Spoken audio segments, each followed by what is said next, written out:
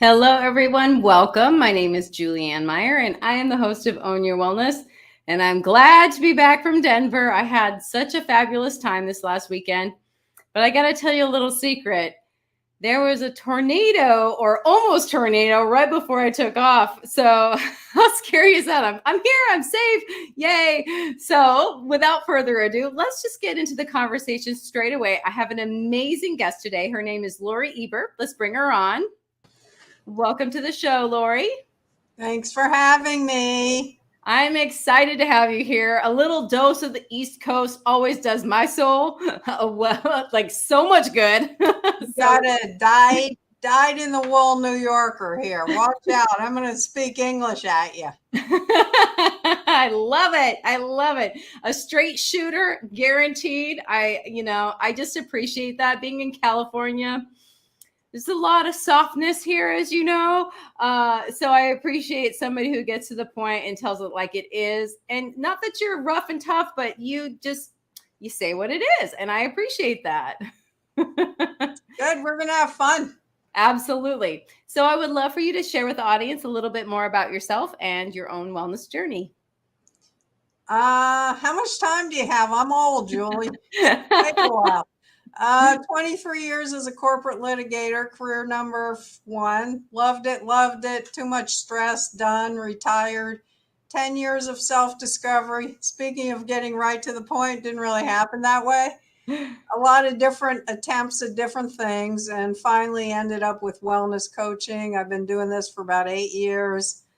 I get a lot of purpose, joy, satisfaction out of helping people with their health. I think it's the most important thing in the world. I think the health crisis is the real pandemic. Excuse me, coronavirus, but I believe that this is like Lorie's religion.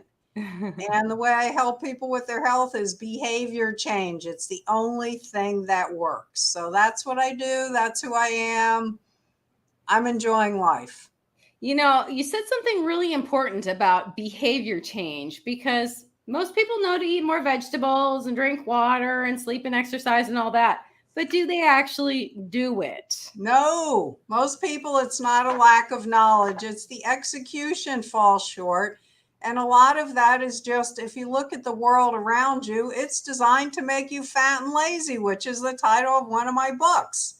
It really is. When I was a kid, and that's before most of your listeners were born, people were not overweight. Now 75% of the population is, so that tells you what the culprit is. It really is our environment. You know, it is because I've had the chance to live in Europe, even in Canada, and it was different there, Yes. especially in Europe. My goodness. And, you know, people are eating these so-called fat foods and all these things, yet they're way thinner and healthier than Americans. So even in New York, because people have to walk because it's the fastest way to get anywhere. There aren't as many people overweight. It's a simple thing, but it matters. Here, I park one place in the shopping center to go to this store. Well, the other one's way on the other side of the shopping center. I got to get back in my car and drive over there. You know, it was 1/10 of a mile. But if I walk, somebody's probably going to kill me. It was this lunatic strolling around the parking lot. What is wrong with this woman? You know, I just remember how many times it would make me laugh. I would go to the gym and I'd see people fighting for the closest place to the door. I'm thinking, you're going to the gym, people. Hey, Julie, my favorite was in my health club, there was an elevator up to the weight floor. I said, okay, you people waiting for the elevator, your workout is not started yet. It starts when you officially get out of the elevator to the second floor. God forbid you'd walk to the second floor. No way. I thought it was hilarious. It is funny because it's not like it was the 15th, you know, it was the second. Yeah, not hard. But they would do it all the time when the elevator was out of commission. Oh my God, the consternation. Exactly. So, what are some easy behavioral changes that you help people with? Well, the first part of behavior change is to get it off autopilot, whatever your eating habits are now, and to actually start exercising some mindfulness about what you're doing. And that's a big technique in terms of enjoying food, slowing down, and not overeating, because it actually takes 20 minutes for your body's normal hormone hunger signal to kick in and say, hey, Julie, you're 80% full. It's time to stop eating. But if you're not paying attention, if your brain is on anything else, and it usually is in our multitasking society, it's really easy to go to unconscious eating and to overeat. And worst of all, not even enjoy the food. And eating should be enjoyable. And we're not even appreciating it. We're scarfing, or we're talking, or we're reading, or we're scrolling. God forbid we just do one thing that's called health. Too much trouble. Not our mindset, not our culture anymore. Yeah, or the TV watching. I know I've been guilty of that. Just sitting in front of the TV eating. It's like, I have a dining room table. Why am I not using it? I know. It's like driving. Well, I could text and drive at the same time. Why would I just drive? I mean, that's the mentality, right? It's the same thing. Yeah, I think about the idea of multitasking and how it's not actually, it's effective. Wrong. Actually, what the studies show is your brain, if you're multitasking, it's doing 5 things very poorly. It's only designed to do 1. But we fool ourselves. We try to pretend we are oh so talented, and the truth is we're not. Well, I know for a fact that I am not a multitasker because I find my glasses of water sitting everywhere. I'm like that little girl from the movie Signs with water sitting everywhere. I'm like, that's where that is. Yeah. Oh, over there. I didn't even know. Well, I got another one. Okay, so here's what happened to me. My car has mirrors that retract.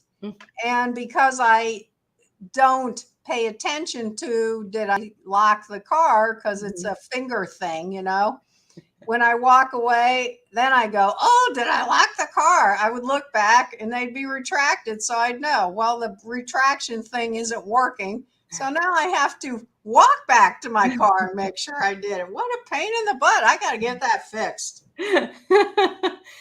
I like this idea of mindfulness. And I think a lot of people don't really understand what that means because it's, thrown around as this term, and it seems like this big, huge process, and they have to go get in nature and everything else. So what do you mean when you say mindfulness? I just say that's where your focus is. That's the focus of attention. And even if you're not physically doing something else while you're eating and you're looking at your food, where's your brain? Are you enjoying the food? Tell me what that piece of cantaloupe tastes like. Oh, you have no idea, huh? Okay, then. It's about where is your brain. And it's the same thing in the car. They tell us we can't text, but it's just as bad. This is what's happened to me. I've been listening to something engrossing on the radio, and I totally missed my exit. I guess I was a distracted driver, just as bad as I was texting. Why? My brain was not on my driving. It was somewhere else. So it's about what this thing is doing. And everything that goes in here, it's here. And what I do with people, it's the brain work. It really is the brain work. It is. It really is. Because like you said, it's not a lack of information. You can go online and find diet plans and all of these things. And unless you have very specific needs, you can get yourself going. If it were that simple. Track is the thing. Yeah. When you're changing behavior, what you really need from somebody like me is accountability. You need to know you have to report to someone. You need to know someone's watching. You need to know you got support and that you can ask questions and get back on the right road or figure out where's the right road to get on. Because the internet is extremely confusing. We have way too much information, way too much inaccurate information.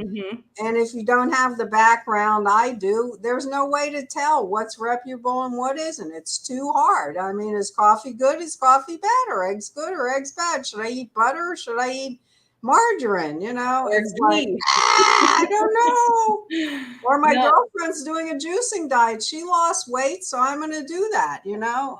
Bad idea. No, I'm with you on that. There's this old wives' tale. I think it's that we eat 8.5 spiders in a year or something like that. And somebody, and I believed it. I totally believed it. And not recently, but a few years ago, realized that somebody put that on the internet just to see how many people would believe it. Most people did.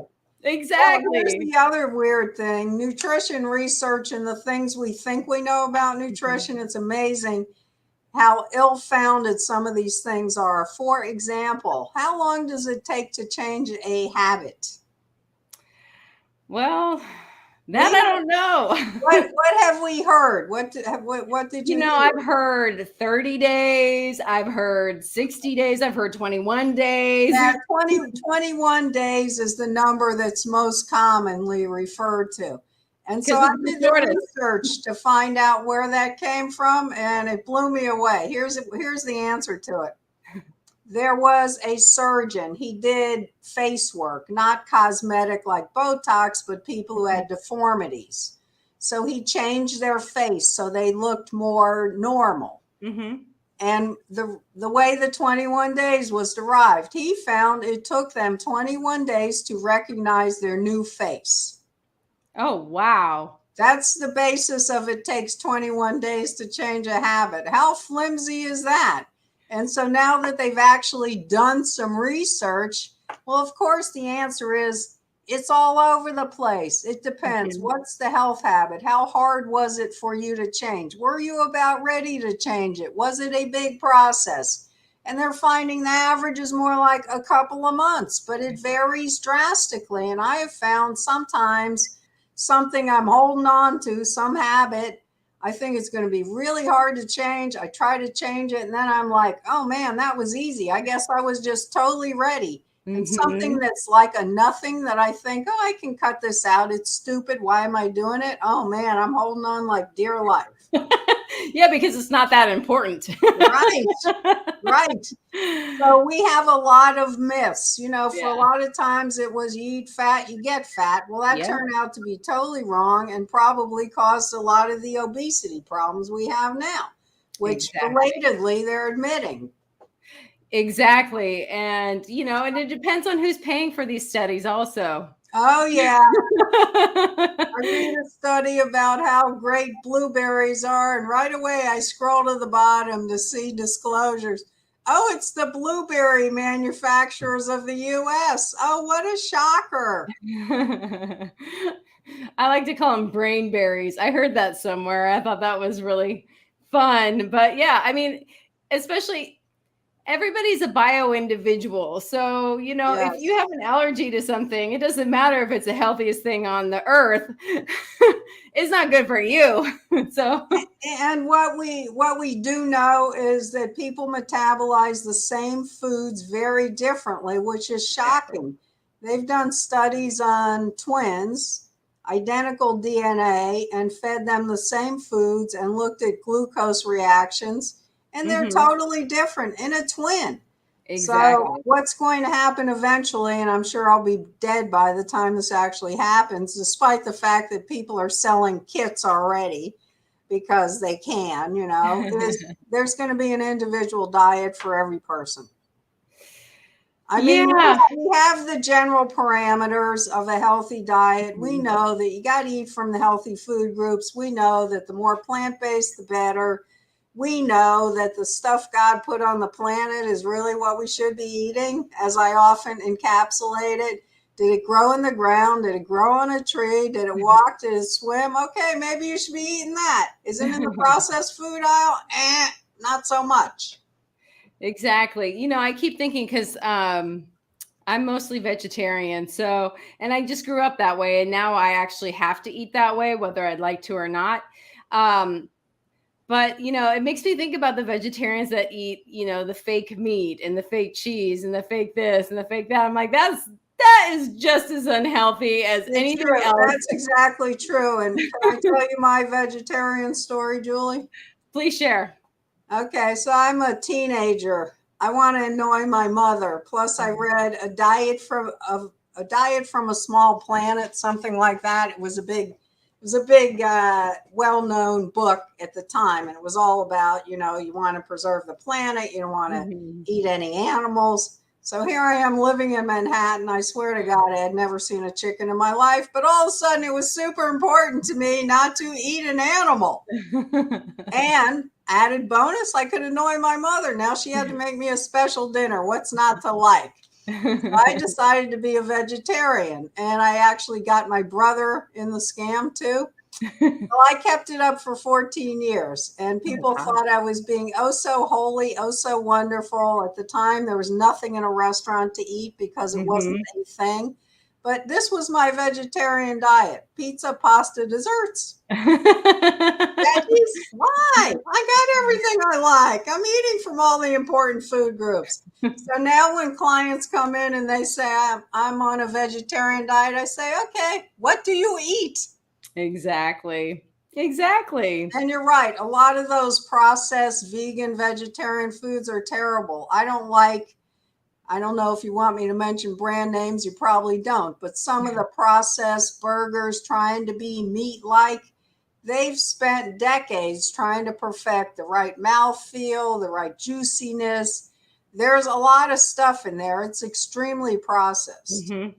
Exactly. To me, it's just fast food for vegetarians. That's all it is. It's not. You're right. People think it's healthy because it's not meat. Yeah. You know, you might be better off with grass-fed beef if that's. If I'm going to pick between the two, I'm going to go with the grass-fed beef, hands down. I agree with you.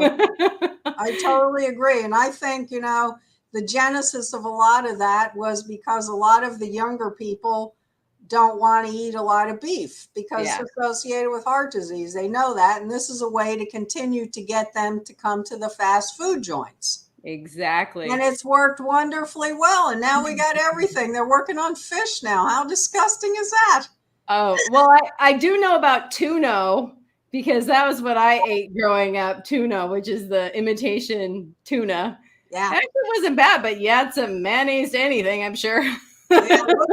Read the ingredients label. You can't pronounce them and they're the size of your arm. Bad sign. Red flag. Exactly. So what do you think about, for those people that are like, oh, but I need the convenience? What would you say to somebody that's like, frozen foods? What's that? Frozen foods. Good. I love that. Yeah. Or buy a rotisserie chicken, take the skin off and roast a pan of veggies. And that's quick and it's easy. Yes, I barely cook, Julie. I'm lazy. I barely cook. The only reason I've been cooking at all lately is I got an air fryer and I'm having fun with it. Oh, that is fun. I do love me an air fryer. We're Instagram worthy.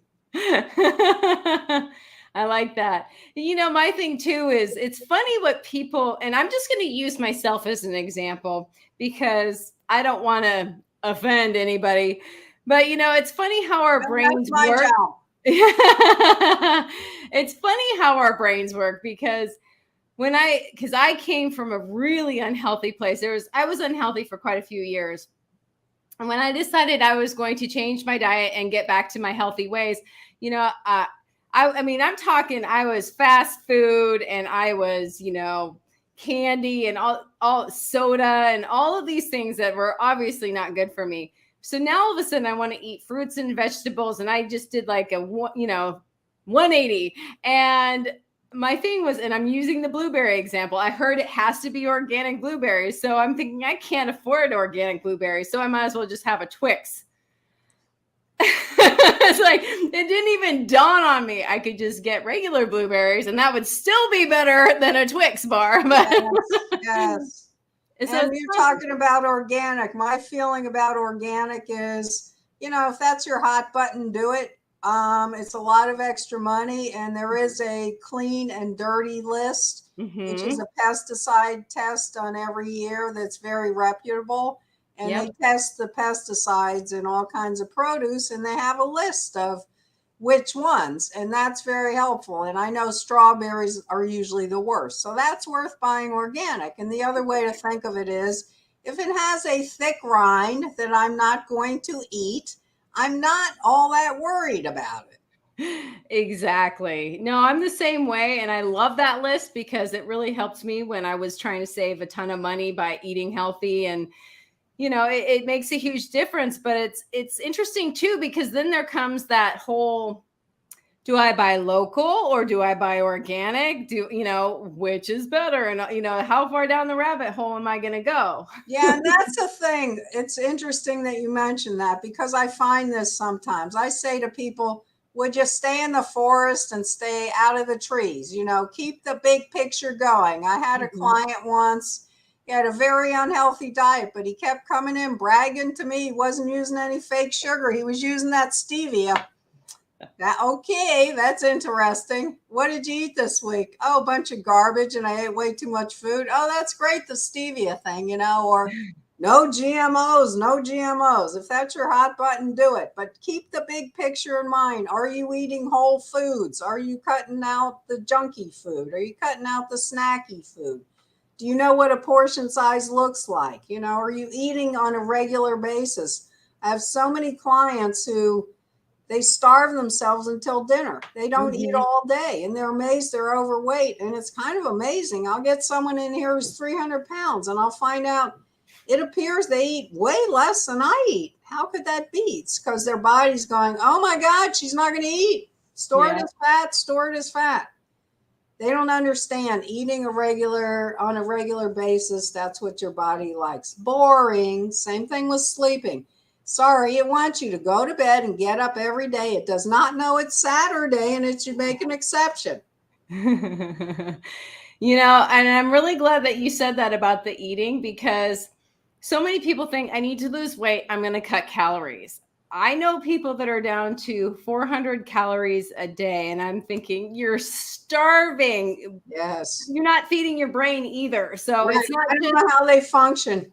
I don't either. I really function on intermittent fasting on the 600 calorie day. Shoot me now.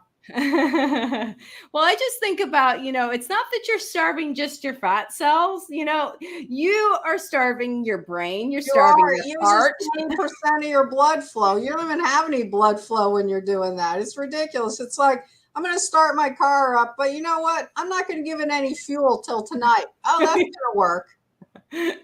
Yeah, exactly. It's on the fumes. And the other thing that happens, Julie, and I hear this a lot, well, I'm not hungry. And I say, yes, you are hungry. You are ignoring your hunger signal because it's momentary. It's easy to ignore. And you've been ignoring it for 40 years. It's second nature to you. You just blow by it. It's not that it's not there reminding you. You're just out of touch with your body and you're living in your head. And that's what most people are doing. And I say to people, if you are hungry, if you feel that, you eat. I don't care if you had a bazillion calories. Your body's saying, I want food, you give it food. If we could get in touch with that, we would know how to eat properly. And when you're saying food, you don't mean chips and ice cream. You mean food.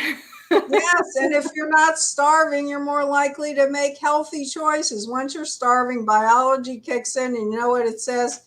Give me anything now. Exactly. And usually what's available is going to be not the best. I want to say something really quick is, as a personal trainer, I really despise when personal trainers try and give nutrition advice, because all the time it annoys me. It annoys me so much because I have a background in nutrition, not like you, but I know enough that it just drives me crazy when I hear these just basic template ideas of this should work. And it won't necessarily work. But I will say this is a one piece of advice that I got from a personal trainer that I thought was kind of brilliant. He had me eating on a regular basis. And this is before I could tell if my body I wasn't listening to myself yet. I wasn't listening to my body. He goes, you shouldn't be hungry. So as long as you're eating the right, because I had it until I was able to listen to my body. He had me eating the right amount of calories for my body, real food, not any of these, fake foods. And I was never hungry. And then all of a sudden I was like, oh, that's what that little signal is. Yes, exactly. Yeah, for a long time, the trainers were telling everyone, go gluten-free. Why? Yeah. That just means you're excluding a lot of whole grains, which are your body's primary fuel source. Now they're telling everyone to do keto or do a juice or buy my protein powder or my bars. Yeah, exactly. See, here's the problem. There's a myth out there, which is if I need to lose weight, the first thing I should do is go exercise it off. I'm not good at that. Let me hire a personal trainer. And this is the syndrome we see January through February 15th, because that's what they buy, 6 weeks of sessions. They're all going there to lose weight. You're not going to lose weight. That is not the way to get it off. You can't outrun a bad diet. So in the meantime, the trainer's saying, so what are you eating? Because they're complaining, well, maybe my body fat's decreasing, but I'm not losing any weight. They're asking the person. They don't know what to say, or they give them bad advice. They leave after 6 weeks because they're pissed off because they didn't lose any weight. That's not the answer. 80 to 90%, it's the jaw muscle you need to focus on, people, if you're trying to lose weight. And it's what food you eat. It's not just calories in, calories out. No, it's not. And I'm so glad that you said that, because it is so not calories in and calories out. There's so much more to it than that. Like you said, the real food, everything else. Oh, such a good point. But on that note, it is time for us to go to a commercial break. So we'll be back in just a moment. For those of you who are watching us live, thank you for being here today. As I mentioned, it is that time, so we'll be right back after these messages.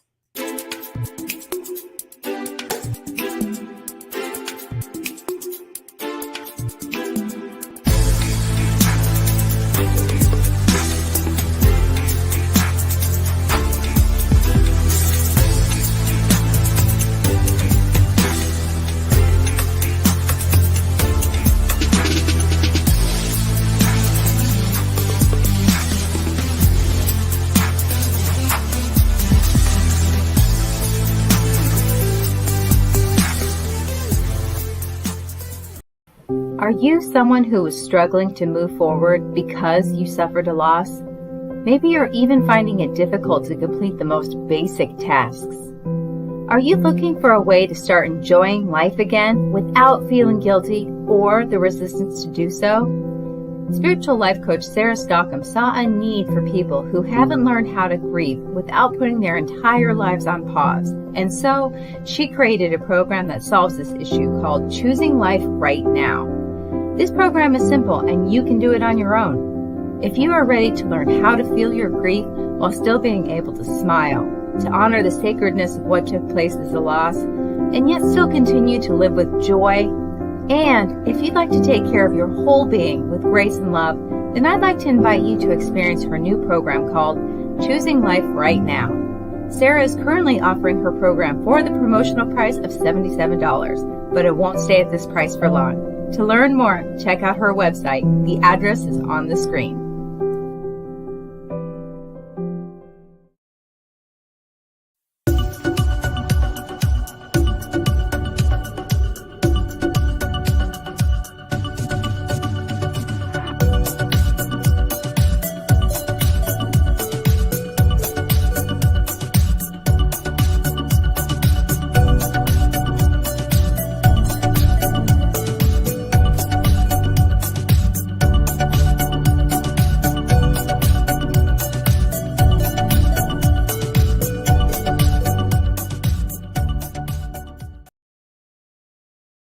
When drug or alcohol addiction take over, things begin to disappear. Your friends, your family, and eventually, you. Recommended by Dr. Phil, New Method Wellness can help get your life back with individualized treatment plans for dual diagnosis clients. New Method Wellness provides the most highly credentialed treatment in a safe and welcome environment. Call New Method Wellness for your free consultation and ask about our national accreditations. Together, we can put the pieces back together. Hello, everyone. Welcome back. If you're just joining us now, you are watching Own Your Wellness. I'm obviously Julianne Meyer, and today's special guest is Lorie Eber. Let's bring her back on. Welcome back. Thank you. So anyway, we were talking about calories in, calories out. I would love for you to speak a little bit more about that, because a lot of people think, and as long as I'm eating, say, 1,200 calories, it could be, Pop-Tarts and cookies and things like that. And it's, it just makes my heart drop, but I'd love for you to share why that's not true. I have a plate of plastic food. I'm going to try to put it in front of the camera.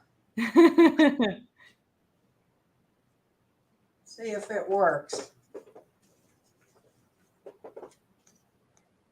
Up a little higher. There we go. There we go. Okay, so the point of this is it's half vegetables, a quarter starch, a quarter protein. That's what a healthy food plate looks like.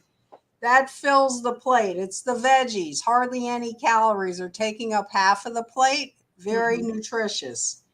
The protein, 3.5, 4 ounces. A restaurant will give you twice this amount. This is a serving size of brown rice, a half cup. A restaurant will spread the entire 13-inch plate with it.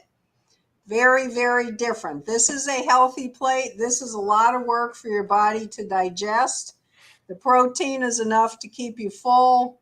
The vegetables are a challenge because I got a lot of fiber to break through and all that. So this whole plate that I just showed you is about 350 calories. You go to Starbucks and you pick up just a little impulse treat that was at eye level. This is like 350 to 400 calories. So it's even more calories than that whole meal. And here's the deal with this guy. You're going to be hungry in an hour. You know why? It is very processed. Your body has almost no work to do. It's a sugar rush crash. It's going to go right through you. So that's the calorie thing right there. No, and the quality of the food. It's how much work is it for your body to digest. It's do you have adequate protein with your meal? You know, I often tell clients, you know, I have them keep a food diary in my Fitness Pal because that allows me to watch them and be a snoop, and it's called accountability. But I say, don't eat to the calories it gives you. They're just, you know, some information. Because if you go to In-N-Out Burger, and you eat their food, you're under your calories. Lorie is not happy with you. I'm looking more for the quality of the food that you ate. Is it whole food? Is it fruits and vegetables? Is it whole grains? Is it healthy fats? Is it decent protein? That kind of thing. Not just the calories. Yeah. Haven't you noticed too, it's not really, if you're eating proper portions and not worrying about how many vegetables you eat, as in they're free. They're free. Eat as many as you want. Yeah. Then it doesn't, all of a sudden you don't really have to count your calories. That's right. You don't. I eat, you know, my dinner plate is probably 90% vegetables with protein underneath. I figure I had my carbs earlier in the day. You will not believe how much food I eat. It's a huge plate. It's gigantic. I eat the same amount as my husband. But it's vegetables. That's why I like to chew through a lot of food. I'm not eating on a salad plate ever. So I've just changed, you know, what's on my plate over the years, and it's a huge amount of difference. And I don't go around hungry.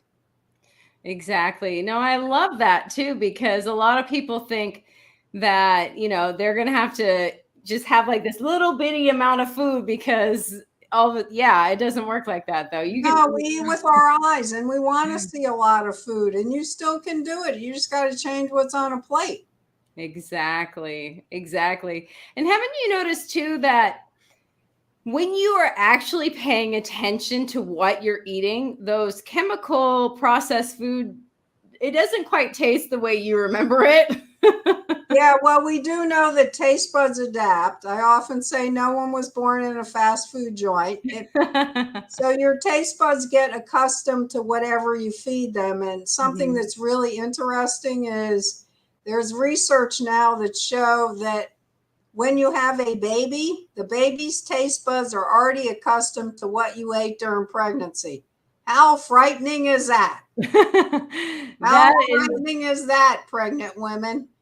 So that's the way it works. But we also know that taste bud preferences can change. And they've done studies, you know, brain imaging, and they know, the pleasure centers of your brain light up and they can see the change. But it takes a while and it takes some consistency to make that different. And then what happens, and I've seen this with many, many clients, is they'll have a splurge and they'll tell me one of two things. One, you know what, it didn't taste that good anymore. Or two, my GI system went, what is that? And I did not feel well physically. And I used to eat that all the time. What gives?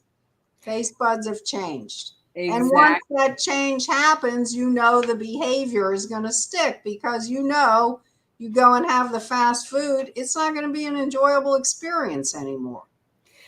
And now, actually, fast food's not inexpensive either. Oh, so it's really expensive now. Everything is. Exactly. You might get it fast, but I mean, like, how long does it take to make a Rolls Royce versus a Honda? Which one would you prefer? I don't know. That's funny. So what do you think some people, because I know that sugar addiction, that's pretty fierce. So somebody who's walking through that, is it just, white knuckle until the taste buds change, or there's some things that people can do?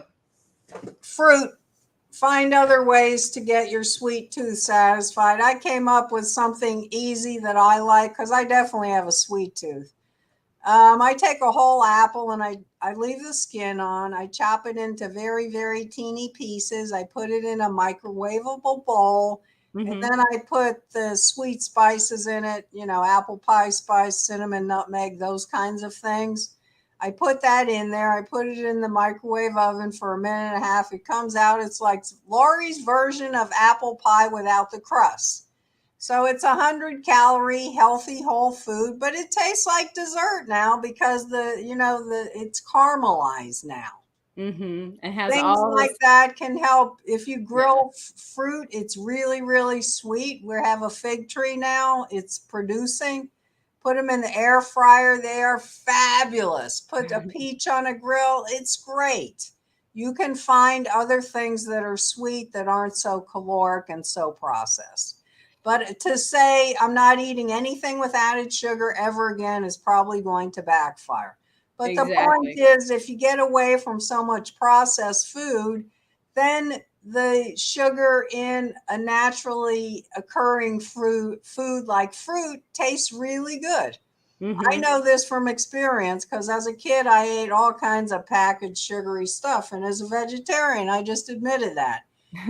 So I had gotten away from that slowly, gradually, year by year. And I'm in my office and somebody's coming around and they got chocolate covered strawberries. I'm like, oh my God, it's got a fruit in it. How bad could it be for me? And usually I would just say no, but they put it in my face and they stayed in the room. So, you can't be a Debbie Downer all the time. So I try it. I bite into the chocolate and it's like, oh my God, that's disgusting, is how it tasted to me. It was like so rich, so sugary. I went, ah. And I had the strawberry. I got rid of the Exactly. I was not used to it anymore. Yeah, exactly. It's funny that you would say that too, because I was, when I was at this conference over the last few days, I was talking with somebody about chocolate in particular. And, I enjoy chocolate, but I cannot eat. Well, it has to be quality and it has to be dark and it has to be small. Yeah, exactly. But she was talking about the whole, I'm tasting fructose. That's, or fructose, depending on who you talk to. But like I'm tasting all that. I'm not tasting the chocolate. It's like, it tastes like chemical. And it's like, yeah, okay. That's because it is the, the whatever, the cheap Hershey's or the, all these. Yeah, there's a huge difference. For a lot of people, who have a sweet tooth, they can control and have one piece of dark chocolate. The dark, because it has the bitterness, seems to work better for people. Exactly. So for a lot of people, that can be a decent treat. It's okay. Yeah. You don't have to be pristine.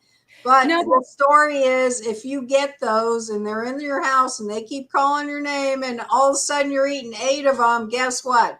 You cannot live with them in your house and they are not the answer.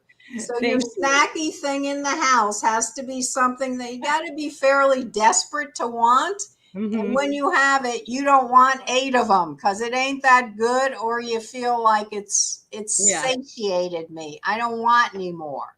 Well, That's I'm the so answer. glad. Yeah, I'm so glad you mentioned that. Those trigger foods, like some people talk about cheese being, as like a little piece of it being a great snack. I can't do that. Yeah. Well, you know what I had to get rid of? Not only the ice cream, but nut butters I found I couldn't control because, a Yep. schmear became a whole heaping thing. And plus, I'd go home, I'm a little hungry. I know there's peanut butter. I'll just have a little, and it's like, here's my motto: in the house, in the mouth. I love that. It's the So answer. I just want to make sure that people have the opportunity to reach out to you if they want to work with you, if they want to ask you questions, email. This is going to be a good way to reach out to you. Yep, that's a good way to reach out to me. And I'm happy to answer questions. Look, this is my religion. I'm not trying to make a boatload of money. It's not the career. But I want to help people with their health. And if I can do that, I feel like I'm doing something useful with my time. Exactly. And I can say from personal experience, you respond to emails. So I respond to everything. I love that. I think that's amazing. So everybody, I just want to leave this up for a moment.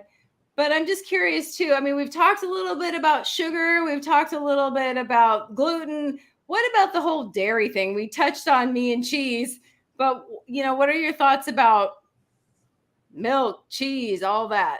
That's a very interesting question. The answer is we don't have a clue. There's a big split in nutritionists community about whether full fat is the way to go or whether low fat, non-fat is the way to go. The studies I've seen are inconclusive. Most of them seem to show that stuff like yogurt, you could eat full fat if you want, but we know that, butter, probably not the best choice. So it's fairly unclear.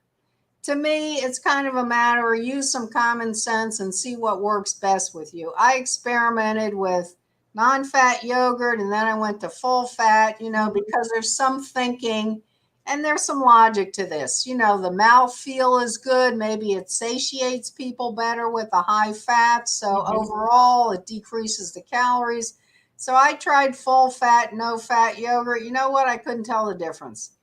So I'm thinking, well, I think on that product, I'll go with the no fat. Cheese, on the other hand, I try this low fat, non-fat. I'm sorry, it tastes like cardboard to me. It's horrible. I am not eating that. I like blue cheese, very fatty, but you can eat little crumbles of it because it's so flavorful, pungent. So that's where I ended up on that stuff.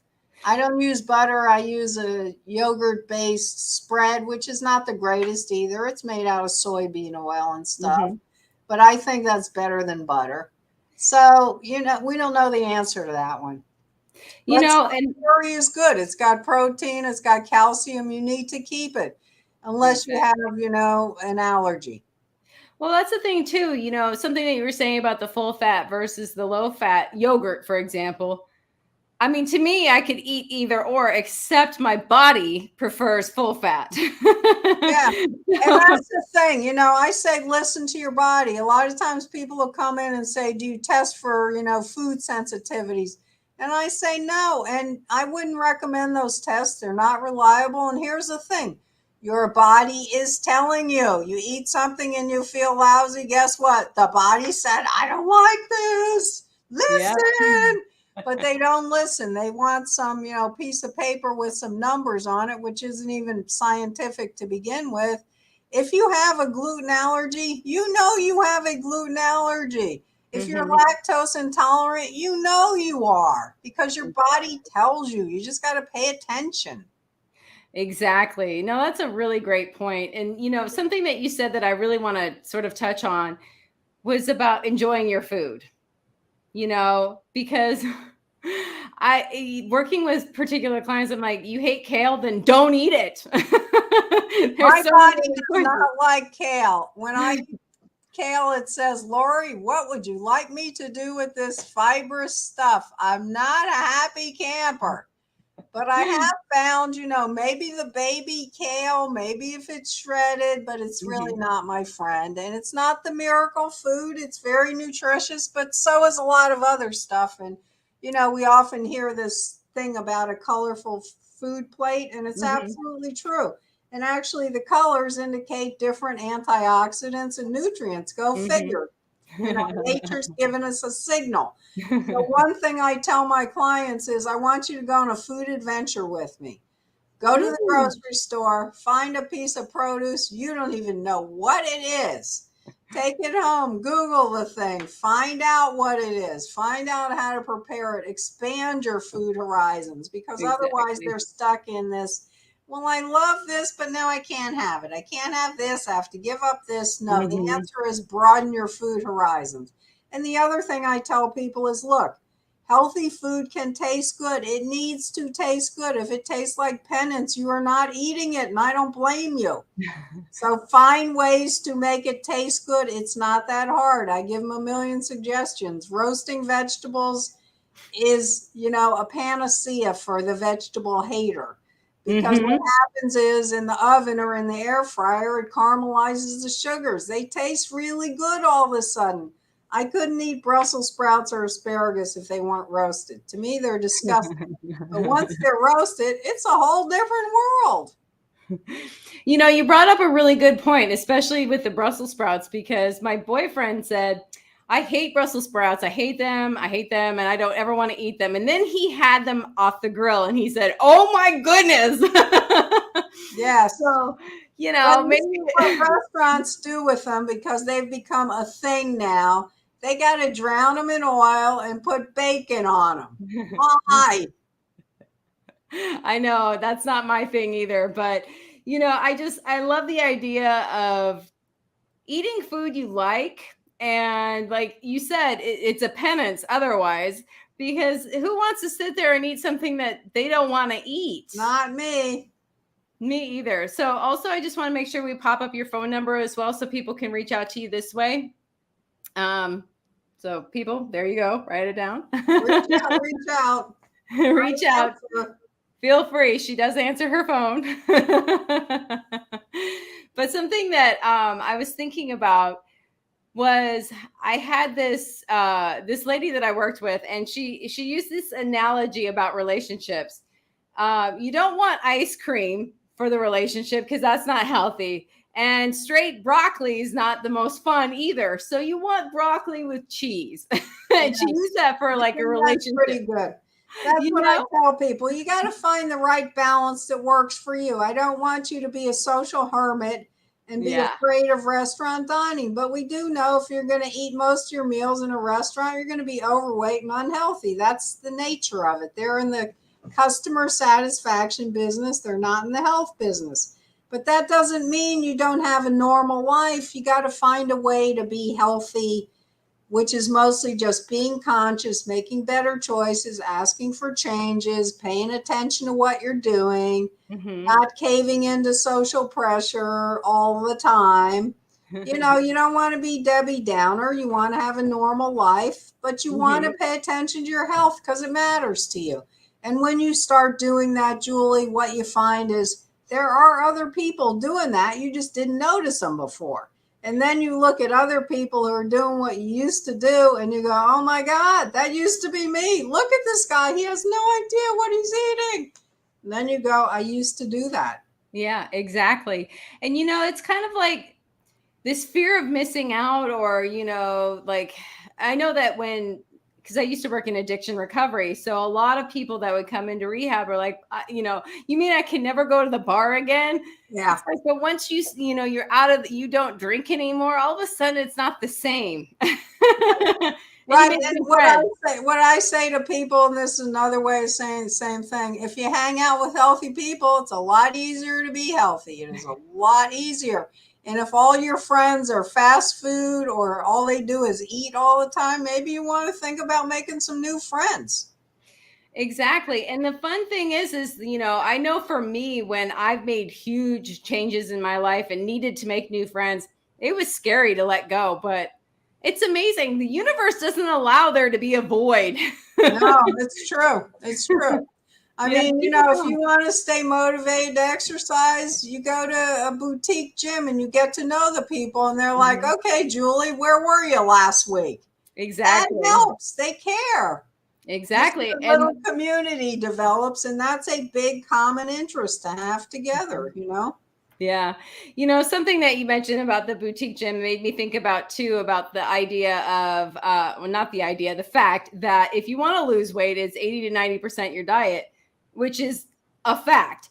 The Yes. thing that and somebody that as a trainer, it's true. The thing that with the training and going to the gym is that if you make a healthy choice, the odds of you making another healthy choice greatly increase. I agree. That's where that comes in, There's a in my opinion. synergy between those things. I just spent an hour killing myself fighting with a step mill, and I barely won. Do I want to undermine it by eating junk all day? That would be stupid. That definitely Exactly. works, and you definitely need to get your exercise for sure. And It's the yeah. best mental health exercise. It really works. It's a great stress reliever. You need it to Mhm. be healthy. It's just not the technique to lose weight, but it No. definitely needs to be part of the process. And particularly women, you need to start strength training.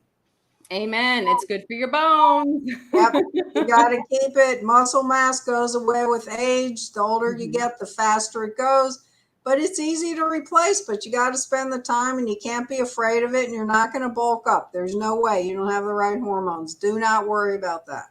Thank you. I know you're not going to turn into the Incredible Hulk because you lifted a No. 10-pound weight. But I you're know. going to be toned, and you're going to look good, and you can wear something sleeveless and show off your arms. How cool is that? Exactly. Those Michelle Obama arms. Yeah, get them. Go get them. Exactly. Well, we only have about 3 minutes left. I'm just curious if there's anything else you'd love to share with the audience that maybe we haven't touched on yet, or reiterate a point. Well, I'd like to invite people to go to my website. There are a lot of great resources there. I do a blog 3 times a week. It's got all kinds of health articles, news articles about health and healthy recipes. It's just Lorie Eber Wellness Coaching.com. That's Sure. the name of my business. That's the name of my website. Anyone who's interested, I give a free 30 That minute. right? That's it.